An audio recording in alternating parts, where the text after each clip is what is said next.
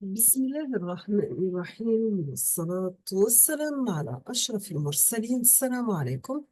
Bonjour tout le monde. Aujourd'hui, on va voir ensemble un examen qui a été proposé pour le module licence 2 S4, module théorie du signal.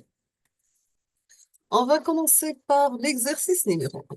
Dans cette question, on vous demande calculer les fonctions correspondantes dans le domaine temporel des fonctions suivantes. Donc, calculer les fonctions correspondantes dans le domaine temporel des fonctions suivantes. Vous avez f de p qui est égal à 2 sur p à la puissance 3. On passe deuxième fonction, vous avez h de p qui est égal p sur p au carré plus 25. Troisième fonction, nous avons m de p égale 5 sur p au carré plus 25. Quatrième fonction, donc c'est g de p qui est égal p moins 6 divisé par p moins 6 élevé au carré plus 49. Nous avons aussi la cinquième fonction, y de p qui est égal p plus 1 divisé par p au carré plus 4. La dernière fonction, c'est x de p égale 2 sur p moins 2 à la puissance 3. La deuxième partie de cet exercice numéro 1, on vous demande la deuxième question.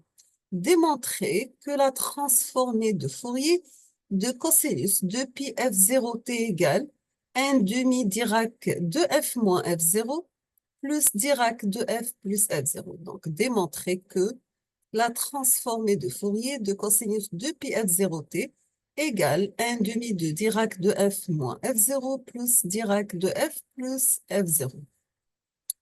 Donc, comment on va calculer la transformée de Fourier d'un signal? Donc, vous avez x de f égale l'intégrale de moins l'infini à plus l'infini de x de t par exponentielle moins g de pi ft dt. On passe l'exercice numéro 2. Dans cet exercice, on vous demande soit une tension V de t définie par V de t égale 2 plus 10 sinus oméga t plus 10 sur 3 sinus 3 oméga t plus 10 sur 5 sinus 5 oméga t plus 10 sur 7 sinus 7 oméga t plus, etc. On vous demande de donner la valeur moyenne de ce signal. Donc, la valeur moyenne de ce signal, bien sûr, c'est 2. Tracez le spectre en amplitude. Vous avez que les coefficients Bn impairs, car les coefficients An sont nuls. Et de la dernière question, on vous demande la valeur efficace de votre signal.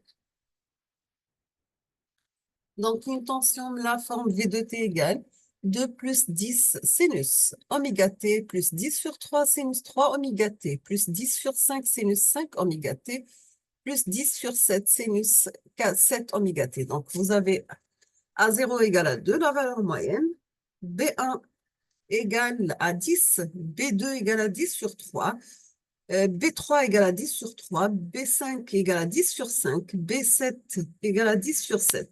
Et vous avez B2, B4, B6, B8, etc. sont nuls. La valeur moyenne de votre signal, le spectre d'amplitude et la valeur efficace de votre signal. On termine avec l'exercice numéro 3. Dans cet exercice, vous avez soit x de t qui est égal à a rec de t sur grand T. C'est un signal rectangulaire d'amplitude égale à 1. Le centre, c'est 0 et la période égale à t. Si on va le tracer, on va tracer une fonction porte entre moins t sur 2 et t sur 2 d'amplitude égale à 1. La première question, on vous demande de donner la transformée de Fourier x de f de x de t. Donner la transformée de Fourier x de f de x de t. Deuxième question, on vous demande de tracer x de f. Tracer le signal x de f. Comment on calcule la transformée de Fourier? Donc, on doit passer par la formule x de f égale l'intégrale de moins l'infini à plus l'infini de x de t par exponentielle moins g de pi ft dt. Donc, et la transformée de Fourier d'un signal rectangulaire, c'est un sinus cardinal d'amplitude AT. Donc, ça sera AT sinus cardinal PFT. Tracez le x de f, donc vous allez tracer un signal sinus cardinal représenter le spectre d'amplitude pour la troisième question.